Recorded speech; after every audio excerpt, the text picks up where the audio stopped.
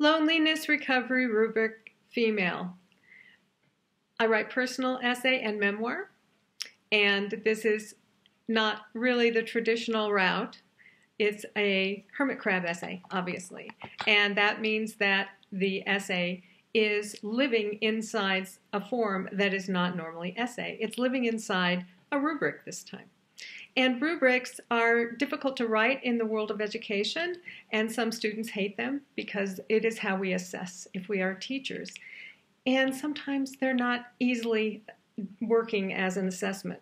So I had a lot of fun with this because I've been a teacher for years and years and years and years. So if you're a teacher and you found this to be funny, or if you're a student and you found this to be funny, I'm happy to hear that.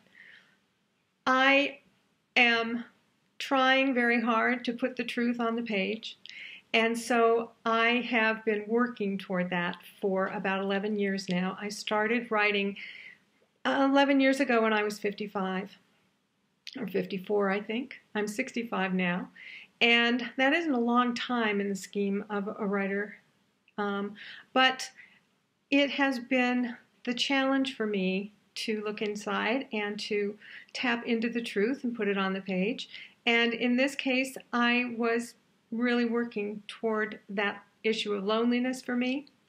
I have found out that some people have seen humor inside this piece, and that makes me very happy, because when I do this kind of sharing the personal, I am afraid often that it's going to come out with that misery and be a sad read, and that is not my intent at all. So if you found some humor in this piece, I'm so glad. That is really a great relief to me. I think I'm funny, just not in the pieces like this that I write. So it's a great relief to think that there's some comic relief there. I find that when you have to share those pieces of yourself that are hard to share because they're so personal, you need to practice and practice and practice. At least I do. And a bunch of years ago, I studied with David Shields at Tin House, and he was teaching me this. And by the end of this week together, he looked at my work and he found one sentence that he felt was authentic and true on the page.